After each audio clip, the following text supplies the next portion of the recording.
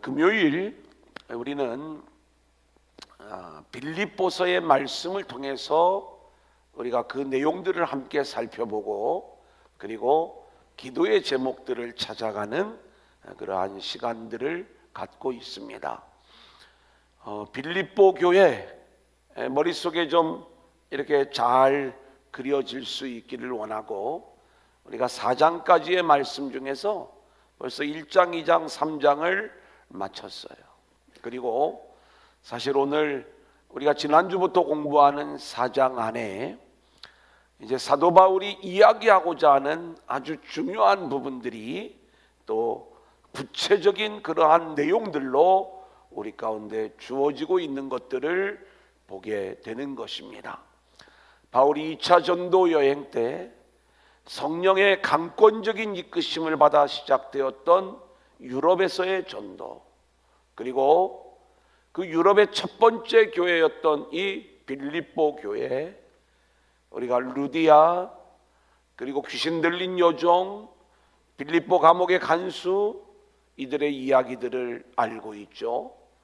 이렇게 출발된 이 빌립보 교회가 사도 바울을 가장 잘 도와주는 모범적인 교회로 세워지는데, 이 교회를 향한 사도 바울의 기도와 그리고 그 원하는 내용들, 이 부분들을 이렇게 오늘 말씀 속에서 잘 보여주고 있는 것들을 보게 됩니다. 우리는 오늘 지난주에 우리가 함께 나누었던 앞부분의 이야기 잠깐 우리가 복습을 하고, 그리고 오늘 4절부터 7절까지의 말씀, 우리가 암송을 할 정도로 잘 알고 있는 말씀이지만 사실은 이 말씀의 복음적인 의미들을 우리가 놓치기 쉬운 부분이 이제 오늘 말씀인 거예요.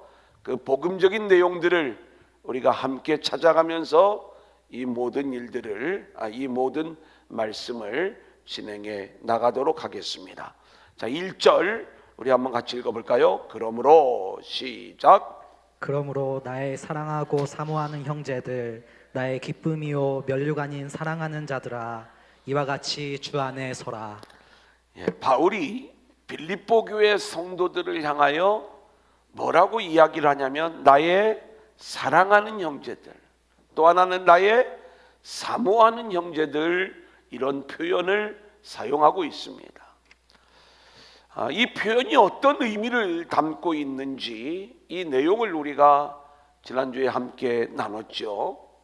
여기에서의 사랑은 최고의 사랑, 그러니까 철저히 우리가 어떤 친구 간의 사랑, 가족 간의 사랑, 어떤 이성적인 사랑, 이런 차원의 사랑이 아니라 하나님이 아무런 조건 없이 우리를 사랑하는 그 아가페의 사랑을 가지고 이야기하고 있는, 이 사랑을 고백하고 있는 거예요.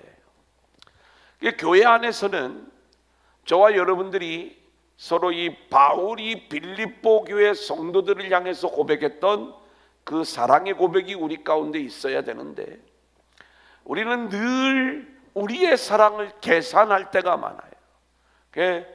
내가 한없이 사랑을 쏟아부어 주는데 왜 나는 사랑을 받지 못할까? 어떤 영혼은 내가 그만큼 사랑을 쏟아붓고 최선을 다했다면 뭔가 좀 바뀌어지고 성장하면서 좀 변화되어지는 그러한 일들이 있어지기를 원하는데, 여전히 변화되지 않는 그런 모습으로 드러나는 옆에 있는 형제 자매들을 바라보게 될 때 우리가 낙심하고 절망하는 그러한 모습을 보이기 쉽지 않습니까? 그런데 사도 바울은 전혀 그런 이야기들을 하지 않아요. 그의 모든 에너지들을 쏟아부어가면서 눈물로, 그리고 피와 땀의 헌신으로 그 귀한 사명을 감당하면서, 특별히 이 빌립보 교회를 세울 때 귀신 들린 요종을 치유했다는 것으로 그가 모진 고문을 당하고 감옥에 갇히는 그러한 수모 속에서도 그는 자기의 어떤 공로를 주장하는 게 아니에요. 그렇게 쓰임을 받는 것 자체가 하나님의 은혜요, 또 하나님의 축복이라고 생각을 하면서 생명처럼 이 빌립보 교회 성도들을 사랑하는 거예요. 그래서 이 아가파의 사랑은 내가 죽도록 사랑을 하면서도 언제나 내 사랑은 부족합니다. 이 고백이 나오는 사랑이어야 된다라고 말씀을 드렸죠. 그래서 우리는 교회 안에서 서로를 사랑할 때 늘 사랑을 우리가 흘려보내면서도 내 사랑은 주님이 나에게 부어주신 이 사랑에 비하면 너무나도 부족한 사랑입니다 라고 하는 이러한 믿음의 고백을 가지면서 우리가 서로를 사랑하는 형제들로 대할 수 있기를 소망합니다. 아멘. 또 하나는 사모하는 형제들 그랬어요. 이 사모하다라고 하는 말은 갈망하다, 목말라 하다, 이러한 의미를 가지고 있습니다. 그리움이 있는 거예요. 안 보면 보고 싶어야 되는 거예요. 여러분, 교회에 내가 여러 가지 일들로 혹시 한 주를 빠졌다 그러면 막 이 자리가 오고 싶어져야 되는 거예요. 아멘. 화면에서 저를 보는 거하고 그리고 직접 현장에서 저를 보는 거하고는 천지 차이예요. 실제로 그런 부분들이 있어요. 왜냐하면 화면에서는 그냥 일방적으로 저하고 제 이야기만 듣고 그렇게 끝나시잖아요. 어서속히 우리가 전체가 다 함께 모일 수 있는 그러한 때가 올 수 있기를 또 기도하는데, 어쨌든 그렇게 우리가 서로를 한 주라도 못 보면 막 견딜 수 없는 이 사모함, 목마름, 갈망이 우리 가운데 있어져야 되는 것이다. 아멘. 사도 바울은 자신이 그렇게 개척하고 또 세웠던 그 교회들을 향해서 뭐라고 이야기를 하냐면, 너희는 우리의 영광이요, 너희는 우리의 기쁨이요, 너희는 우리의 자랑이다, 이렇게 이야기를 하면서, 자, 우리 한번 옆 사람을 한번 바라보고, 당신은 나의 영광입니다, 당신은 나의 영광입니다. 당신은 나의 기쁨입니다, 당신은 나의 기쁨입니다. 당신은 나의 자랑입니다. 당신은 나의 자랑입니다. 예, 우리가 그것을 서로로 인정하면서 갈망할 수 있는 저와 여러분들이 될 수 있기를 소망합니다. 아멘. 이것을 우리가 고백하려면 우리가 어떤 존재인가를 알아야 돼요. 우리에게 적어도 이 세 가지 기초가 같아져야 돼요. 한번 따라해 볼까요? 같은 피. 같은 피. 자, 우리에게는 동일한 예수의 피가 흐르고 있다라고 말씀을 드렸어요. 한번 따라합니다. 같은 머리. 같은 머리. 우리는 한 몸 된 교회를 이루었는데 우리의 머리는 동일하게 예수님이신 거예요. 한번 따라합니다. 같은 기업. 같은 기업. 다 예수님 얘기죠. 예수님의 피가 흘러야 되는 거고, 예수님이 우리의 머리가 되어 주셔야 되는 거고, 예수님이라고 하는 기업을, 하나님 나라를 우리가 동일하게 기업으로 받은 자들로서 우리는 서로를 우리의 영광이요, 기쁨이요, 자랑으로 여기면서 우리가 사모하는 형제라고 하는 고백들이 나올 수 있어야 된다는 것이죠. 그러면서 주 안에 서라, 이렇게 말씀을 하고 있어요. 자, 이 주 안에 서라라고 할 때 이 서라라고 하는, 스테코라고 하는 단어는 물러서지 말고 결사적으로 그 자리를 지키고 있는 것들을 이야기하는 거예요. 주 안에 있는 상태를 결코 놓치지 않는 거예요. 아멘. 우리가 이 코로나19 때 우리 안에 이러한 뭔가 주님의 자리를 지키고자 하는, 또 예배의 자리를 지키고자 하는 뭐 여러 가지 어려운 그러한 상황들이 계속 일어나고 있지만, 뭔가 철저히 하나님 앞에 이 자리를 지키면서 우리가 물러서지 아니하고 그렇게 주 안에 있는 이 모습을 우리가 갈망하면서 지키고자 하는 이 모습이 우리 가운데 있어져야 되겠다. 아멘. 정확한 의미로 하면 스크럼을 짜는 거예요. 그리고 버티는 거지요. 주 안에서. 아멘. 그래서 주 안에라고 하는 말이 중요하다라고 했죠. 내 힘으로 버티는 게 아니라 우리가 주 안에 있는 그 모습, 주님이 우리의 기초가 되어야 되고, 아멘. 우리가 그 주님의 기초에 합당한 삶을 살아가면서 우리의 자리를 지켜나가는 주 안에 서라라고 부탁을 하는 이 사도 바울의 부탁을 우리가 들을 수 있어야 되는 것이죠. 아멘. 두 번째는 2절 같이 읽어볼까요? 시작. 내가 유오디아를 권하고 순두개를 권하노니 주 안에서 같은 마음을 품으라. 자, 이 유오디아와 순두개가 서로 다투는 모양을 말씀을 드렸죠. 이들이 그냥 어떤 사소한 자존심 갖고 싸우는 이런 내용들이 아닙니다. 교회 안에 아주 소중한 일꾼들이었어요. 사도 바울이 뭐라고 이야기를 하냐면 그들은 생명책에 기록되어져 있는, 그렇게 열심히 주의 사명을 감당하는 자들이라고 인정을 해주고 있어요. 근데 그런 인정을 받는 사람들끼리 싸움이 일어나고 있거든요. 이 둘이, 하나는 루디아였을 것이고 하나는 귀신 들린 요정이었을 것이다. 우리가 좀 생각을 해보면 이 둘이 좀 안 맞았을 것 같아요. 왜냐하면 루디아는 우리가 유대인이었던 것으로 생각이 되어지잖아요. 기도처에 기도하는 그 모습을 보여주고 있으니까. 그래 이제 사고가 히브리적인 사고를 가지고 있고 또 사업가예요. 그러다 보니까 얼마나 여러 가지로 교회 여러 가지 일들을 할 때 아마 이 사람은 여선교회 회장쯤 돼가지고 막 일들을 팍팍팍팍 이렇게 해나가는 그 캐리어 음원적인 그런 기질을 딱 가지고 있는 여인이 루디아라고 이야기를 하면, 이 귀신 들렸던 여종, 이 여종은 제가 볼 때는 영적으로 되게 민감한 여인이지 않았을까. 이건 제가 그냥 생각하는 거예요. 성경에 어디에도 그 내용은 나와 있지 않아요. 근데 이 여인은 이방 여인이었어요. 헬라적 사고를 가지고 있었어요. 서로 좀 달랐겠죠. 그리고 영적으로 민감하면서 그쪽에서 영향력을 또 끼치는 그러한 모습이 있었을 거예요.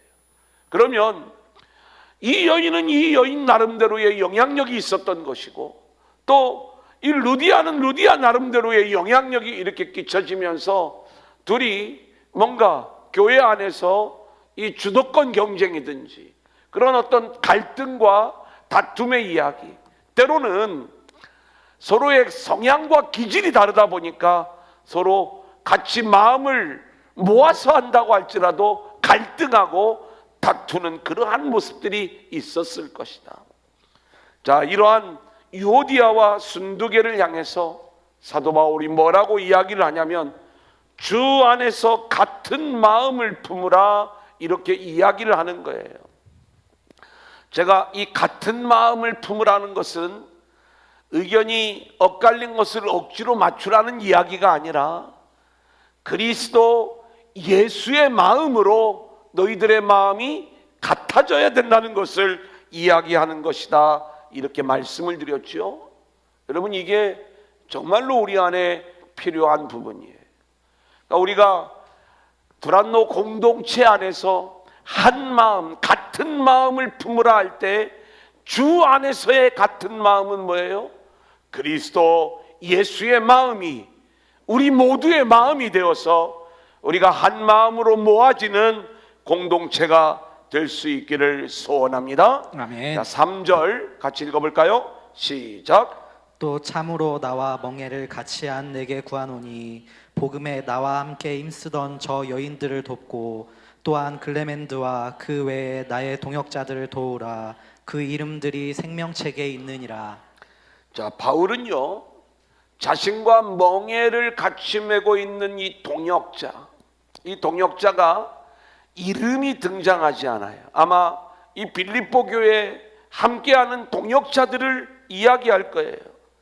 그들에게 유오디아와 순두계가 같은 마음을 품을 수 있도록 도와주라고 이야기를 하는 거예요.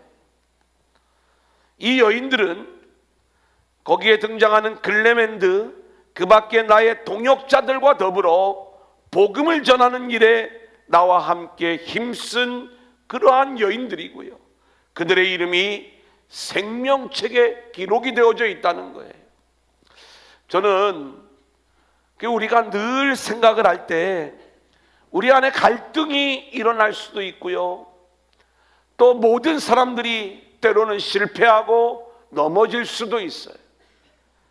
근데 우리는 그렇게 한 번 실수하고 한 번 넘어지고 한 번 갈등이 일어났다고 해서 그 사람을 우리가 어떤 이 지도자적인 위치에서 아웃시키고 뭔가 징계로만 이 모든 일들을 끝내버린다면 그 공동체는 온전히 세워지지 못할 거예요. 우리는 늘 주님의 마음은요, 우리는 넘어질 수밖에 없는 자들이지만 다시 오셔서 우리에게 새로운 기회를 열어주시는 분이 우리 주님이시잖아요. 아멘. 자, 그렇다면 우리도 늘 그러한 마음으로 넘어진 자들을 다시 일으켜 세워주는, 그렇게 서로 돕고 동역하는 성도들로 세워질 수 있기를 소망합니다. 아멘. 자, 그러면 이제 오늘 우리가 함께 해야 될 본문 4절 우리 한번 같이 읽어볼까요? 시작. 주 안에서 항상 기뻐하라. 내가 다시 말하노니 기뻐하라. 여러분, 우리가 예수 믿는다는 게 뭐예요? 이제 교회의 표지 또는 성도 그리스도인의 표지가 뭐냐 이 말이에요. 교회 왔다 갔다 하는 게 성도는 아니겠죠? 뭔가 세상 사람들로부터 분명히 구별되어지는 성도의 표지가 있어야 되는 거예요. 그것은 우리 안에 하나님 나라가 보여야 되는 거예요. 아멘. 예수를 믿는 저와 여러분이 세상으로부터, 성도들은 또 기독교는 개독교라고, 목사는 먹사라고, 그렇게 탐욕스러운 그러한 교회로 우리를 자꾸 비하하는 이유가 뭐예요? 그만큼 우리가 여전히 하나님 나라를 보여주지 못하고 세상의 탐욕을 세상 사람들보다 더 많이 원하고 있는 이 모습을 비하하고 있는 그 모습이 아니겠습니까? 교회의 표지를 제대로 보여주지 못하는 거예요.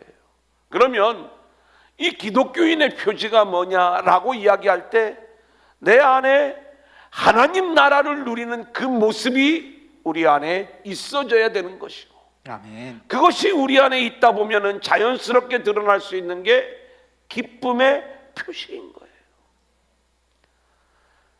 늘 평안해 보여야 되고 또 늘 기뻐하는 그러한 모습이어야 되는데, 문제는 오늘 말씀에도 항상 기뻐하라, 내가 다시 말하노니 기뻐하라, 바울이 이 빌립보 교회를 향하여 명령을 하는 것이지만 이것은 하나님이 바울을 통해서 빌립보 교회 성도들에게 선포하고 있는 그러한 말씀 아닙니까? 그러면 우리는 이 말을 어떤 명령어로 이렇게 듣고, 그래, 내가 늘 기뻐해야지. 근데 마음에 불편함이 있어. 이 불편함이 있고 그 불편한 마음을 숨길 수가 없어가지고 막 와가지고도 혼자 얼마나 이렇게 씨름하고, 또 이 부분들을 좀 좋은 마음으로 바꾸려고 우리가 어떤 감정적으로 내 마음을 바꾸려고 하는 그러한 노력들을 여러분들이 아무리 해도요, 거기에는 한계가 있는 거예요. 우리가 기뻐하라고 하는 이 명령은요, 우리가 순종함으로 이루어낼 수 있는 내용이 아닌 거예요. 우리가 노력을 해가지고 기뻐해야지. 이제 모든 슬픔 다 떠나가. 그리고 내 마음을 좀 불편하게 했던 것들을 다 떠나가라고 막 내 안의 것들을 비우려고 해도요, 마귀는 늘 내가 염려할 만한 것들을 가지고 끊임없이 우리를 찾아와 가지고 우리를 그렇게 넘어지게 하고 우리의 마음을 요동치게 하고 견딜 수 없는 마음으로 그렇게 우리를 끌고 가는 것, 이게 마귀가 하는 일 아니겠어요? 주님이 또 그렇게 명령하셨다고 해서 이것이 자연스럽게 우리 안에서 이루어질 수 있는 것, 이것이 기뻐할 수 있는 영역이 아닌 거예요. 자, 제가 예수 안에서 우리가 기뻐하라라고 이야기할 때 대부분의 성도들은 어디에서 우리가 기쁨의 근거를 찾냐면요, 좀 낮은 차원에서의 기쁨은 첫 번째는 이런 거예요. 그러니까 철저하게 하나님이 나에게 뭔가를 주실 때, 그러니까 어떤 소유가 내 안에 채워질 때 우리가 이렇게 기뻐할 수가 있어요. 그죠? 그래 이제 오늘 갑자기 돈을 많이 벌었어. 마음에 기쁨이 이렇게 있어요. 누군가한테 사랑을 많이 받았어요. 소유죠. 내가 기뻐할 수가 있어요. 자, 이 소유가 기쁨의 근거가 되는 것은 세상도 똑같은 거예요. 여러분 보세요. 또 하나는 우리는 우리의 어떤 열심과 또 우리의 최선을 다하는 노력이 기쁨이 될 수가 있어요. 이게 이제 보람인 거죠. 첫 번째가 보상이라고 이야기하면, 두 번째 이야기는 뭔가 보람된 일들을 했을 때. 근데 이것도 하나님의 뜻은 아닌 거예요. 여러분 보세요. 우리가 정말 주를 위해서 일을 한다고 하면서 우리가 이제 많은 다양한 일들을 다 할 수가 있어요. 내가 목자야. 예를 들어서 목자로서 정말 주님의 은혜와 사랑을 목원들에게 막 나눠주는 그러한 일들을 할 수가 있어요. 근데 이게 주를 위한 일인 줄 알았는데 알고 보니까 나를 채우는 일. 목원중에 실족한 영혼이 하나 있어요. 이 영혼을 열심히 내가 섬기고 그리고 그 영혼을 다시 주 안에 세웠어. 이게 참 감사하죠. 기쁨이죠. 그런데 우리가 곰곰이 그 과정도 생각을 해보면은 우리는 그 기쁨의 근원이요, 하나님의 일하심 속에서 우리의 기쁨이 나와야 이게 진짜 기쁨이거든요. 그런데 내가 기특한 거예요. 내 가치가 채워지는 거예요. 내가 좀 인정받는, 또 인정받는 그러한 모습으로 내가 좀 움직였구나. 여기에 뭔가 내 기쁨이 있는 거죠. 그래서 우리 성도님들이 막 열심히 일을 할 때 누군가가 그 가치를 인정을 해주고 그리고 그 가치를 격려해주고 박수 쳐주고 이런 모습이 있을 때 우리는 격려가 되고 힘을 얻잖아요. 제가 이 과정이 나쁘다고 하는 게 아니에요. 그런데 여기서 얻는 기쁨은요, 이렇게 내가 어떤 보상을 통해서 얻는 기쁨, 또 보람을 통해서 얻는 기쁨, 이 기쁨은요 영원한 기쁨이 될 수가 없는 거예요. 왜냐하면 우리는 그렇게 기쁨을 얻을 만한 일들을 끝까지 해낼 수 있는 능력이 없는 거고, 보람된 일을 가끔은 할 수 있을지 모르지만 오히려 내가 욕먹을 일들을 훨씬 더 많이 하는 것, 이게 우리의 실존이기 때문에 그런 것입니다. 자, 그러면 우리가 어떻게 항상 기뻐할 수 있는가요? 이 말씀의 본질적인 의미는 우리는 그렇게 기뻐할 수 있는 능력이 우리 가운데 없지만 하나님이, 주님이 우리 안에 찾아오셔서 우리를 항상 기뻐할 수 있는 존재로 이끌어 나갈 것이다. 할렐루야. 아멘. 주님이 그렇게 우리를 이끌어 가실 때에 우리는 주 안에서 항상 기뻐하라고 그랬잖아요.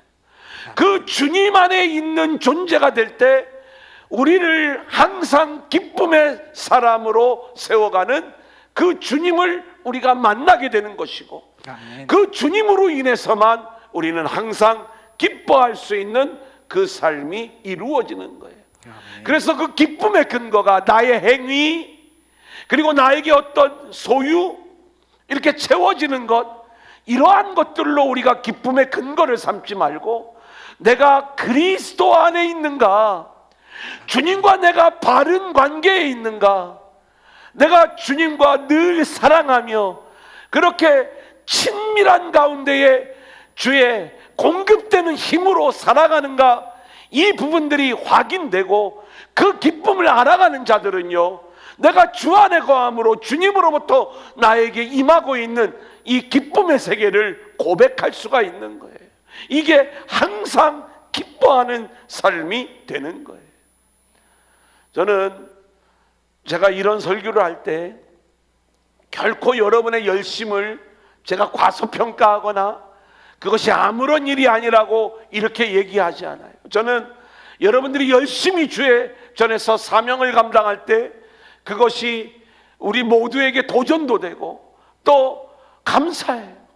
그리고 정말 우리가 함께 격려하고 박수를 쳐줘야 돼요. 근데 더 중요한 것이 있어요. 뭐냐면 이 모든 일들을 이루시는 분이, 그리고 오직 영광을 받으셔야 될 분은 우리 주님이시라는 것. 아멘. 우리가 이것을 놓치지 말아야 되겠죠. 아멘. 자, 그렇다면 성도의 기쁨은요, 하나님이 이루어 주시는 것으로, 주님이 우리를 주 안에 있는 삶으로 인도해 주실 때, 그리고 내 안에 그리스도로 충만하게 될 때 우리는 그 주님이 항상 기뻐하는 삶으로 저와 여러분을 이끌어 가시는 줄로 믿고, 아멘. 그 주님께만 순종함으로 우리는 항상 기뻐하는 삶의 일들이 우리 가운데 있어지게 될 줄로 믿습니다. 아멘. 자, 넘겨볼까요? 3번을 한 번 더 보겠습니다. 자신에게서 감정적인 기쁨의 상태를 찾으려고 노력하는 것은, 이것은 종교적인 거예요. 복음적이지 못한 거예요.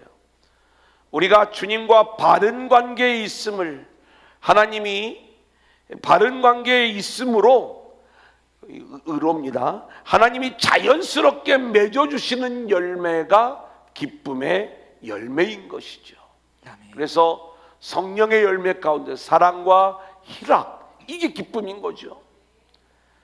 자, 우리의 소유, 우리의 행위가 기쁨의 요소가 아니라 오직 그리스도만이 우리에게 기쁨의 요소라는 것을 기억하시고, 아멘. 이것을 잊어버리면 서로 경쟁하는 거예요.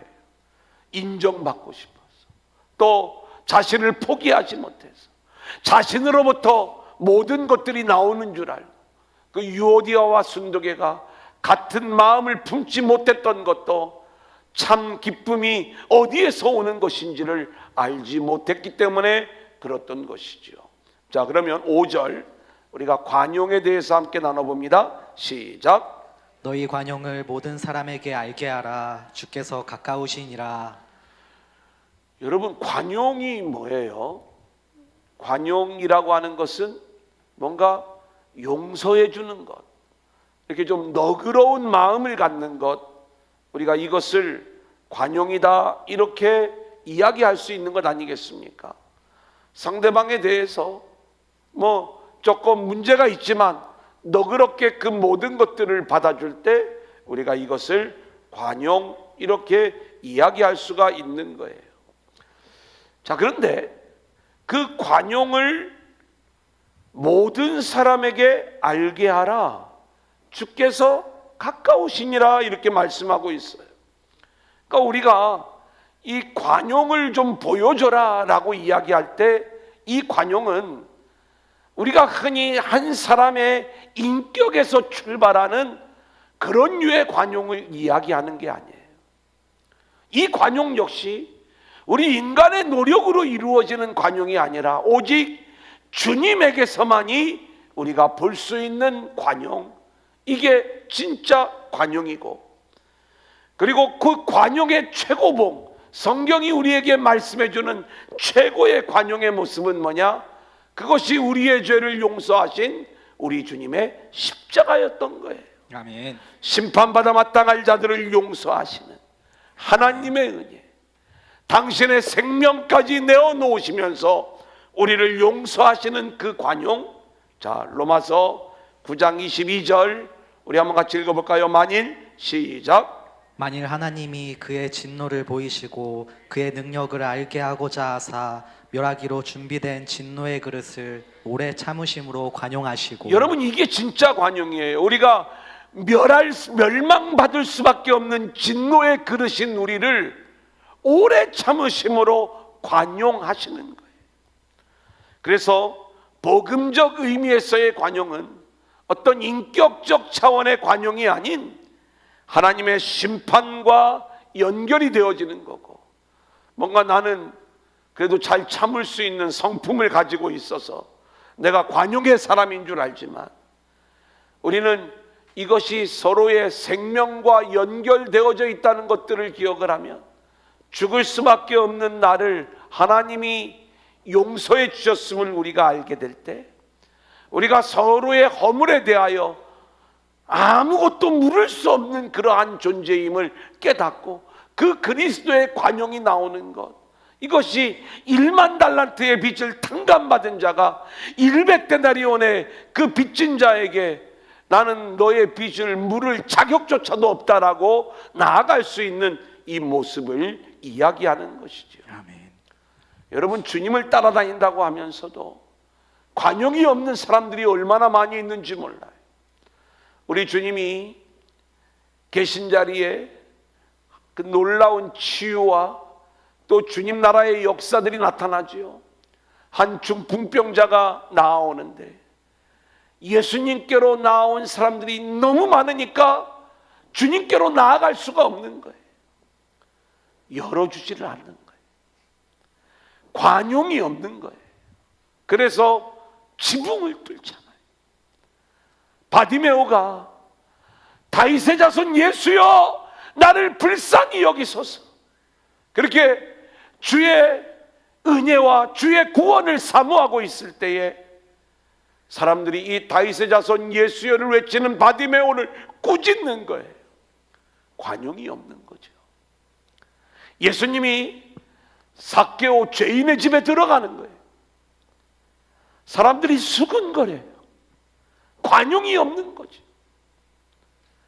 내가 죄인이고 죽을 수밖에 없는 그러한 존재, 그런 내가 하나님의 일방적인 은혜와 사랑과 용서와 긍휼로 내가 살아난 자라는 걸 안다면 우리에게서 수근거림, 또 내가 먼저 은혜를 차지하기 위해서 생명의 길을 내가 혹시 막고 있는 그러한 모습들, 그리고 뭔가 나보다 못해 보이는 사람을 내가 가로막고 있는 그러한 모습들, 이 관용 없는 모습들이 우리 가운데 없는지 우리 자신들을 한번 돌아보아야 된다, 이 말씀인 것이죠.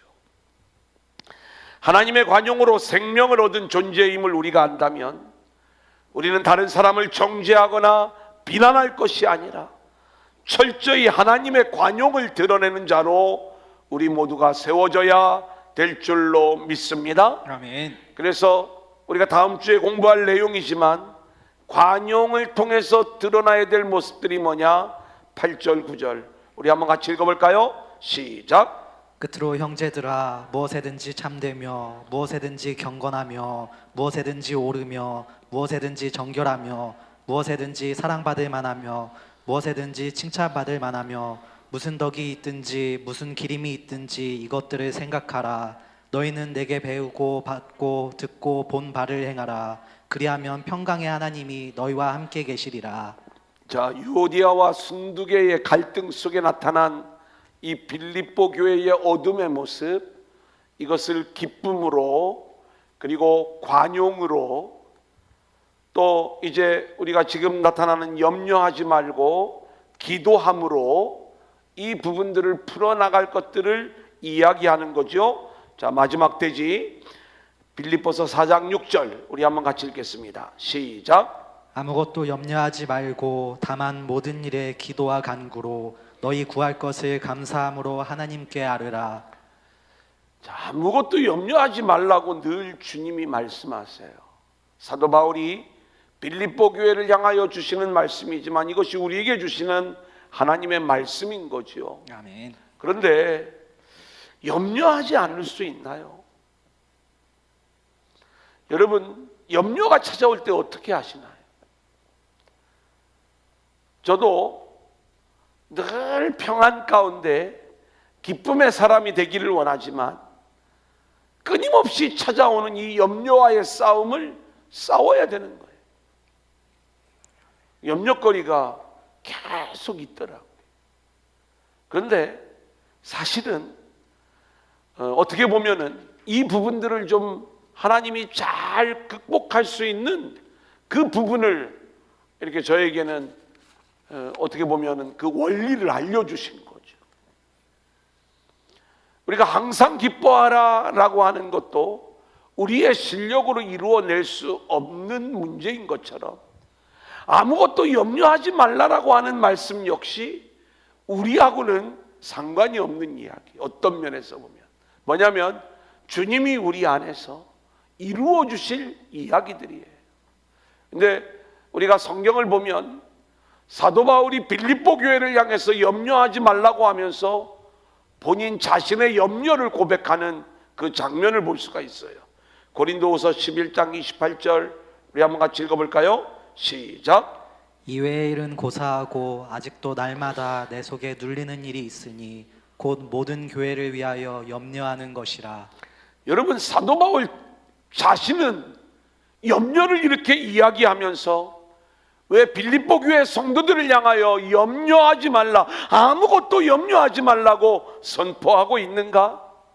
이 염려의 문제는요, 결국 누구 손에 있는 문제냐면 이 염려하지 말게 우리 인생을 끌고 가는 우리 주님의 절대적인 승리가 우리 안에 보장되어져 있는 거예요.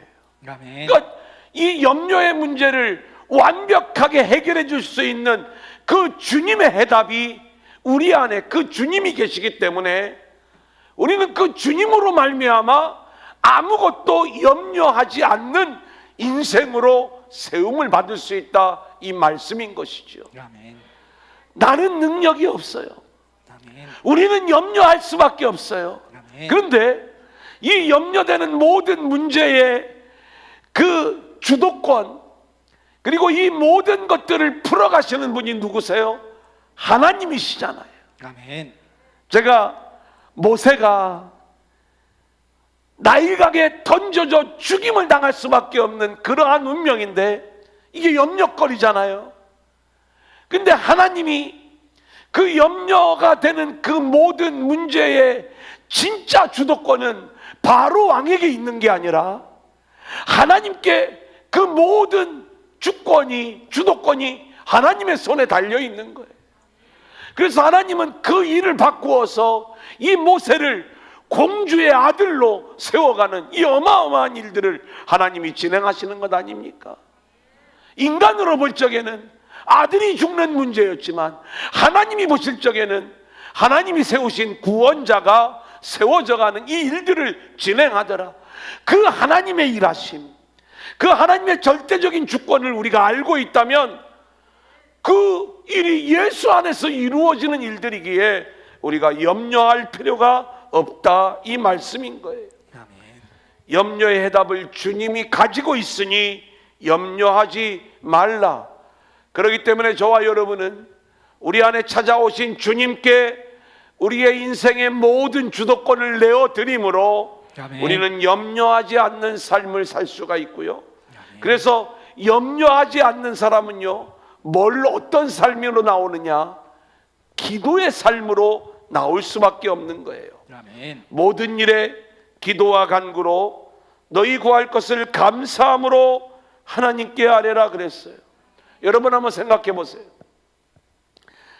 자, 아무것도 염려하지 말기 위해서 기도하라라고 이야기할 때 여러분 이 기도는요, 우리가 잘 알아야 되는 것이 종교적 차원의 기도를 통해서는 염려가 안 없어져요.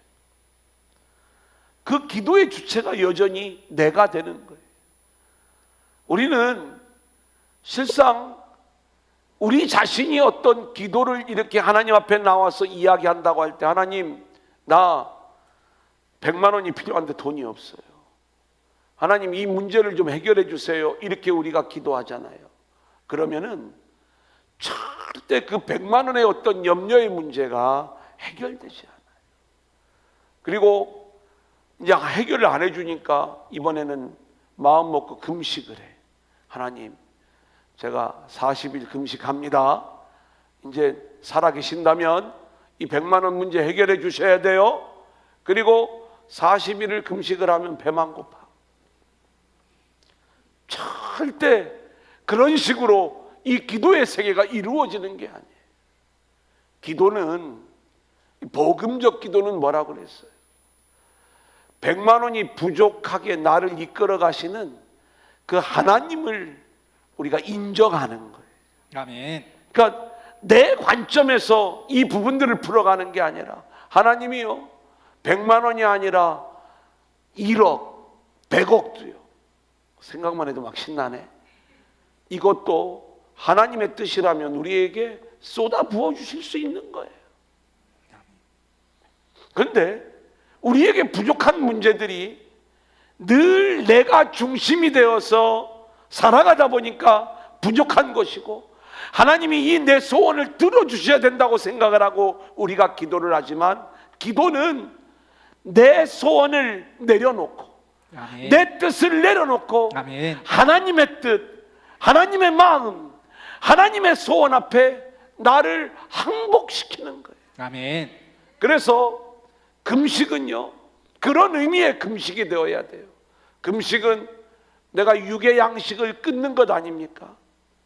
육의 양식을 끊으면 나에게 힘이 없어요. 내 힘을 내려놓는 거예요.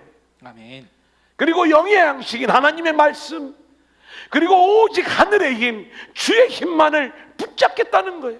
아멘. 주님이 이끄시는 대로 끌려가겠다는 거예요. 이게 금식 기도예요.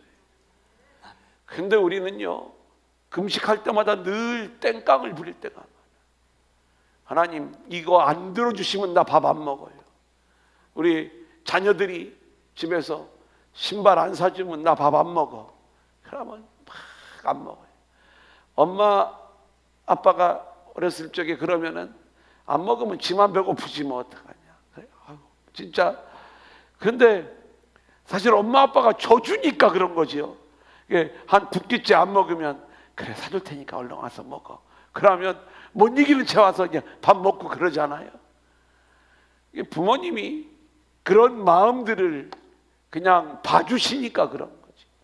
우리가 하나님도 그러면 봐주실까? 물론 저는 하나님도 능히 그러실 수 있는 분이라고 믿습니다. 하지만 하나님이 그것이 우리에게 정말 독이 된다면 40일이 아니라 1년을 금식을 해도 안 되는 건 안 되는 영역이 있는 거예요.